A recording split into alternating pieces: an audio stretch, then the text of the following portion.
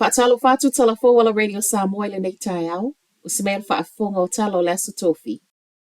Ua ngā ile malo tau wala mai le mtanga luenga le Ministry of Social Development e si itia le maa ua lunga o ilo ilonga whaasanga ia i latou le olo o sulu atu mo emergency housing. Saunole Minister au Fale Chris Bishop o le sitepu mua leo le tau mawhai e tu iti itia le tu ateli o loo wha moe i emergency housing.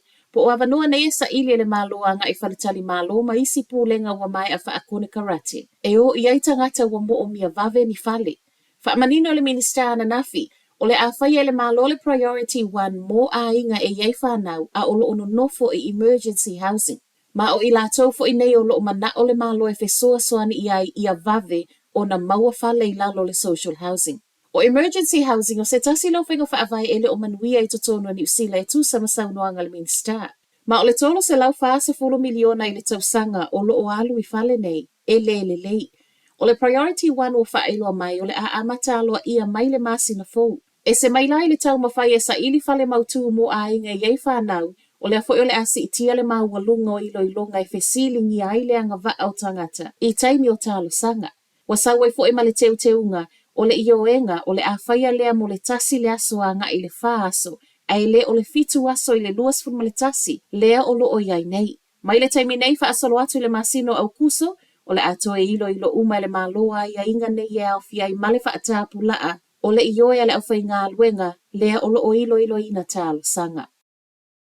O le so le whaapea whailo ai le TVNZ i lana au whai ngā luenga fuanga o lo ta uai le vaea. O le aso wharaino le vaiaso whaato a umatu. Na ripoti ai le ngā we whaatesi 1 miliona le ofisa whaasala lau mo le ono masina mua. O le neito sanga whaale tupe le ana wha umai le masina o te sema. Ripoti ai le One News mo le mau le TVNZ o le alavana mua i whaailo mai fuanga o lo o va ai tu i titia lana au whai ngā luenga. A o toe whetu na ile au nanga mafua i tupe maua malu i tau o lo o iai.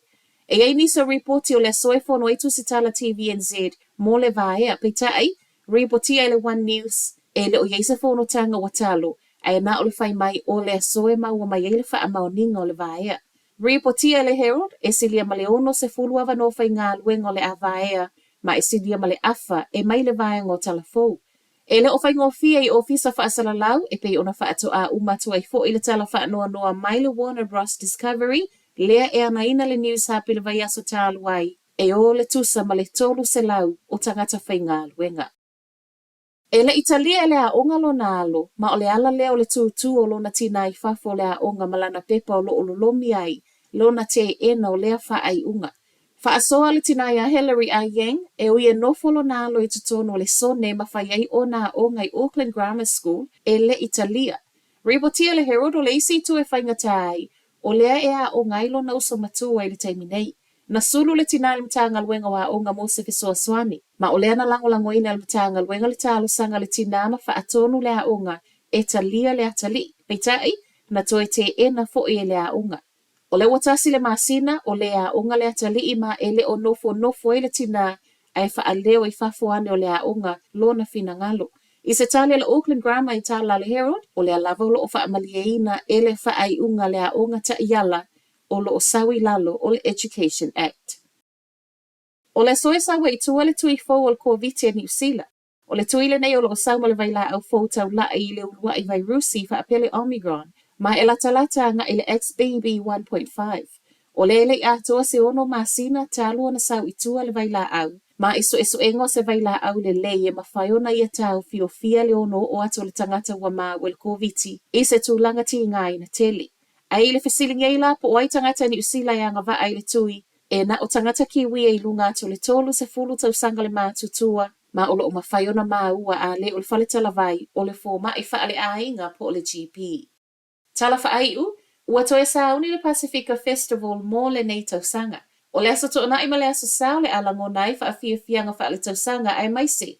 Le telo mea tau mafa Pacifica i Western Springs i Aukilani. Tausanga le neo le a wha manatu e fo i ma le tolu sfulu lua tausanga. Talo na wha avai mai le Pacifica Festival i Western Springs ma o ni aso o le alangi le leile tau. E fitu nuu a vai na iai le nei tausanga. Tonga, Fiti, Samoa, Tuvalu, le atu kuki, ni we ma New Zealand.